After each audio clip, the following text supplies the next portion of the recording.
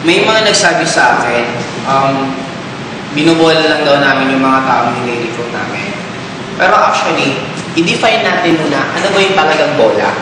Kasi may sabi ng librinos kami ng tao. May mga iba kaming kinakausap na after namin kausapin, biglang nagbabago na yung pananaw, parang nag-iiba na brainwash namin. Pero actually, ang brainwash talaga nung bata tayo. Kasi the moment bata ka, kahit anong sabihin sa'yo, accept ka lang ng accept. Hindi ka pa marunong mag-repel. Pag sinabi kang gwapo ka, gwapo ka, gwapo ka, ang thinking mo talaga gwapo ka. Pangit ka, pangit ka, pangit ka. Ang thinking mo talaga pangit ka kahit anong itsura mo. Ngayon, nung bata tayo, ano ba sinabi? Mag-aral, mag-aral, mag-aral. Pag nakapag-aral ka ng gaganda buhay mo, yun po para sa akin ang totoong brainwash, totoong bola. Bakit? Ang daming ginawa yun. Nag-aral, nag-aral, nag-aral. Nung graduate, gumanda ba buhay? Hindi.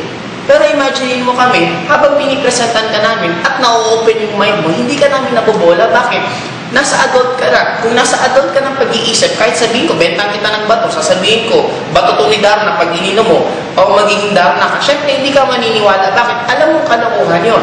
Kaya ka naniniwala sa akin, hindi dahil sa nabobola kita. Naiintindihan mo yung reality, kaya unti-unti mong ina-accept na tama pala yung mga sinasabi namin, hindi yun bola. Yun ang tinatawag ko na nagigising ka na sa katotohanan na yung tinuro pa sa'yo nung unang panahon, yun na yung bola ngayon.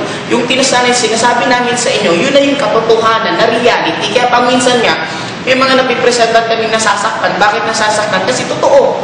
Parang ito, kung maganda kang babae, sabihin kang pangit ka, pangit ka, pangit ka. Walang dating sa'yo, bakit? Alam mo maganda ka eh. Pero pag alam mo pangit ka, sabihin kang pangit ka, pangit, pangit ka, masakit. Bakit? Totoo eh. Kaya kung ikaw nasasaktan habang pinipresenta namin, may mga nasasabi kami na nasasaktan ka, isa lang ibig sabihin nun, totoo kasi ang sinasabi namin. Kaya ano ba talaga ang bola?